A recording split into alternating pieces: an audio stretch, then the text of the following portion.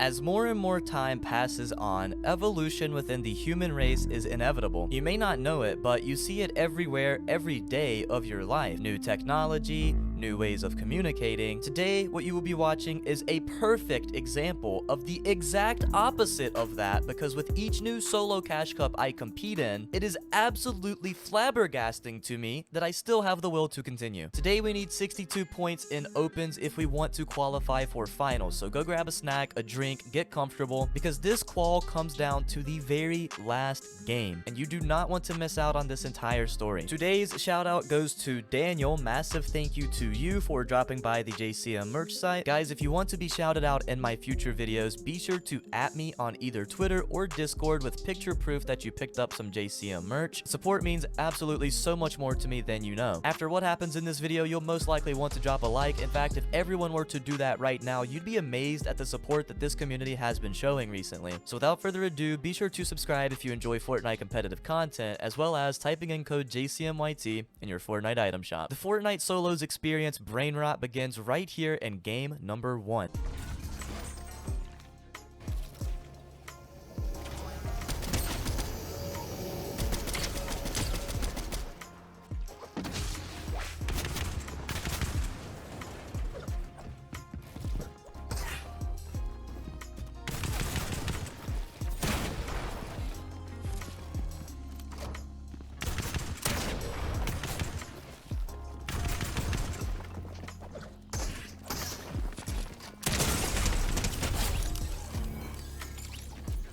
I just killed the biggest sweat that had a mythic flapjack and like 4 slurps, so now I'm stacked.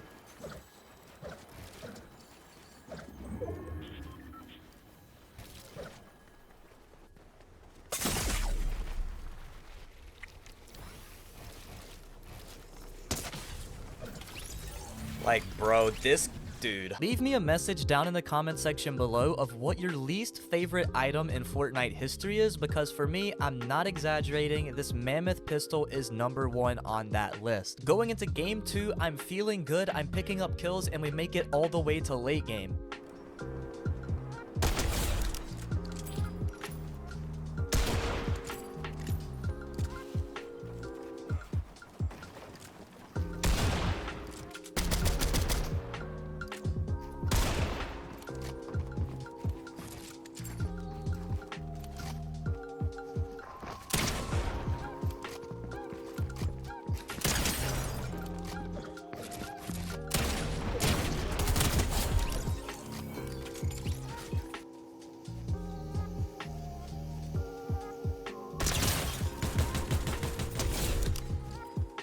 So fair and balanced, bro, let me tell you.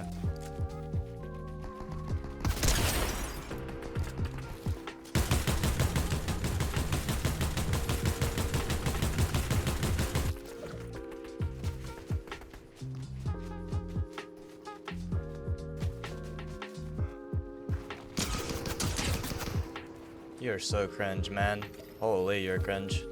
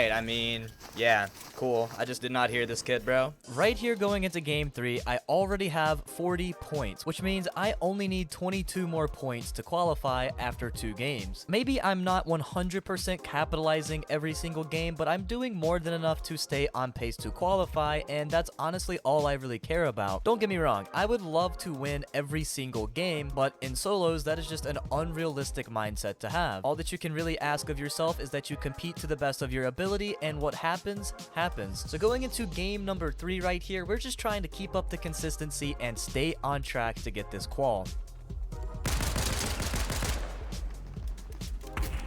Oh, hello there, partner.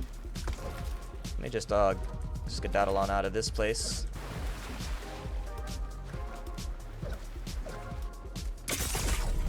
Dude, I hate this gun so much, bro.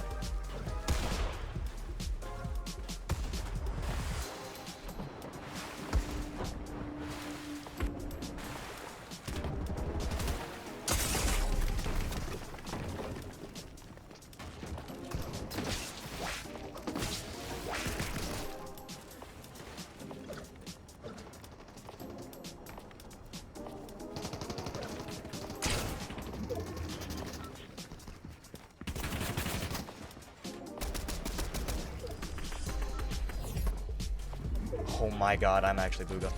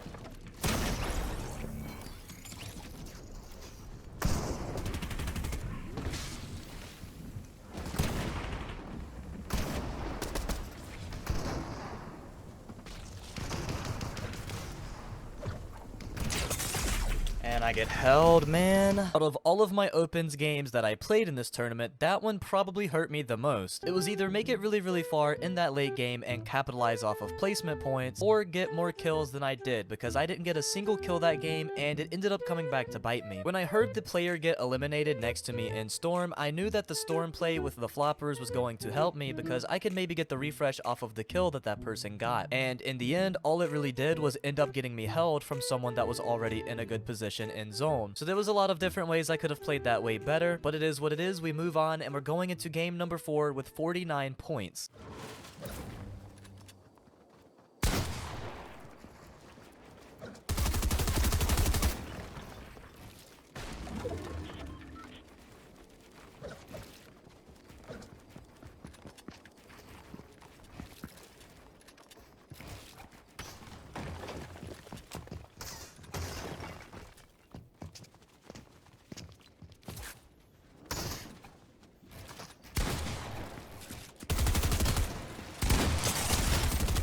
Ultimately, what ended up getting me eliminated in that fight was my bad initial positioning. Storm had already begun to move everyone into the zone, and by not entering the zone sooner, I ended up putting myself in a position to get W keyed by a player that a lot of times I would blame for playing recklessly. At the end of the day, when it comes to improving though, I need to quit blaming other players and really dive deep into what I did that put me in the position in the first place to let that happen. It was literally as simple as just going to zone and not being greedy for the medal there, and then boom, that fight would have never happened. I am now going into my second to last game of opens with 50 points, and I'm all about owing up to my own mistakes. But when I tell you right here that in game 6, I had absolutely no control over this, this is the definition of bad luck. When I landed in right here, only one of my 8 chest spawns decided to spawn. That is 7 chests in a row that I was not able to have spawn at my drop spot. I literally had to rotate out to a different area before I even had shield because 7 of my chests did not spawn. Now, a lot of people instantly upon hearing and seeing this would tell me, oh my god, JCM, it's your drop spot, it's trash, when that is simply just not the case. At the end of the day, Fortnite is a game where luck really does determine your performance. Sure, there are many skills that you can practice and master, such as your mechanics and your IGLing skills, but when it all comes down to it, if Fortnite decides not to spawn 7 of your chests, there's really not a lot that you can do. I ended up finding minis finally on this beach over here, but it was too late because I was already getting W keyed.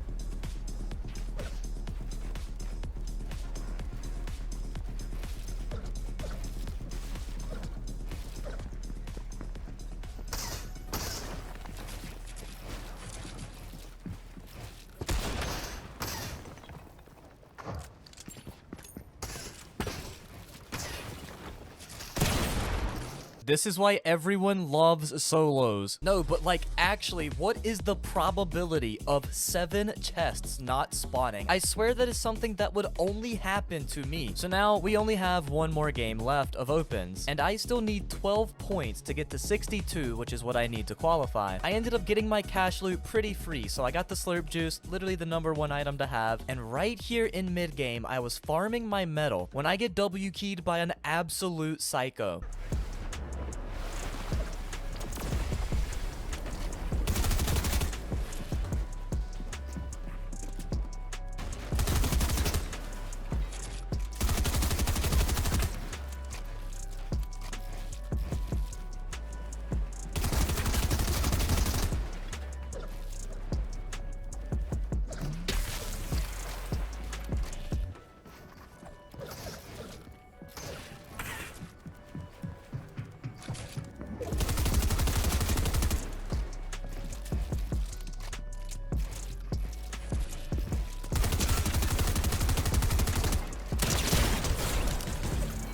Get out, bro. Let's go.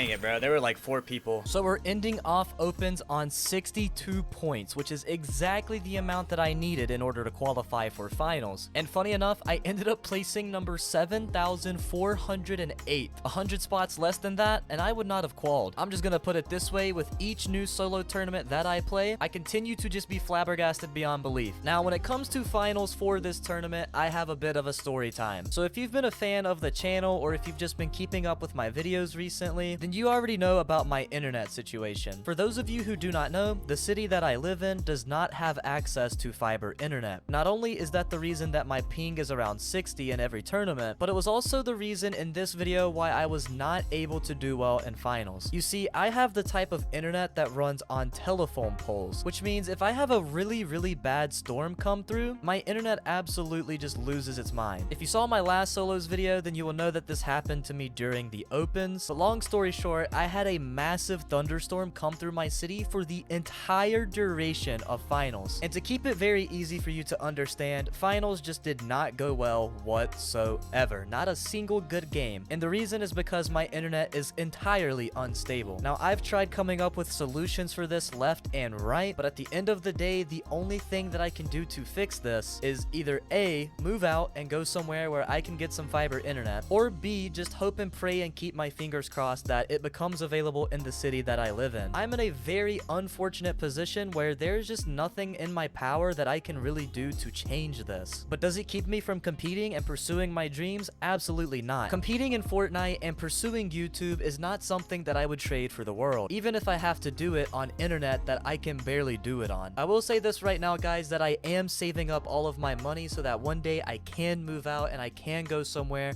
where I can get some crazy good internet. And as I'm talking about this, I don't want you to think that this is something that is absolutely terrible. As long as there's not some crazy weather event going on, it's definitely viable. Like, I can still compete, I can still pursue YouTube. If anything, I am aware that I am in a very lucky position because not everyone can even have access to internet in general. So I don't want you guys to get the wrong idea. I am extremely grateful to be in the position that I am in, but saying that it is an optimal situation to pursue Fortnite competitive is not entirely true. So keep your fingers crossed. One day I'm gonna be able to move out once I can afford it, and when that day comes, you're going to be witnessing an actual takeover. I'll give you the rundown on the 3 games that I played in finals. I basically died in all 3 games, but like I said before, there wasn't much I could do. I was teleporting across the map at times, and to compete in a finals against some of the best players in the region on that type of connection is just simply not doable. It really does suck being in a position where I have to hope and pray that I don't have a storm come through during tournaments, but life is life, and I'm not just going to give up because of one small issue. Whether you are a viewer that plays on 0 ping or 200 ping, I want to say something that you should consider. There is always someone in a worse position than you. Never take what you have for granted and understand how lucky some of you are to have the position you have. On your very worst days, if you're just having one of the worst days of your life, always remember that someone has it worse than you. Just try to be as grateful as you can. This is something that I just simply cannot stress enough. Regardless of my very poor finals performance, I still wanted to post this video because it came really close near the end of opens. I almost thought I wasn't going to qualify, but we still ended up making it happen. Be sure to comment the muscle emoji down in the comment section below. To me, that is a symbol of strength and not giving up and persevering when things are against you. Life is going to be full of good days and bad days going into the future, and in my opinion, the bad days are really what makes you the person you are. How you respond to the bad days and push through those bad days to get to the good ones will really show your strength as a person. Be sure to also comment the muscle emoji because you guys already know I'm trying to see who the real ones are. If you made it to this point of the video, I have nothing but love for you. I hope you guys did enjoy this video. You guys know that nothing is ever going to stop the grind that I have going on this channel, and I am so thankful for the community that we've been able to build. We just recently hit 25,000 subscribers. To me, that is absolutely mind-blowing. The amount of progress that we have made in such a short amount of time, I will never take that for granted. So again, thank you all for watching today's video. If you want to see another video of mine, it is on screen right now. That would mean the world to me. And as always, I hope you have a fantastic rest of your day or night, and I will see you all in the very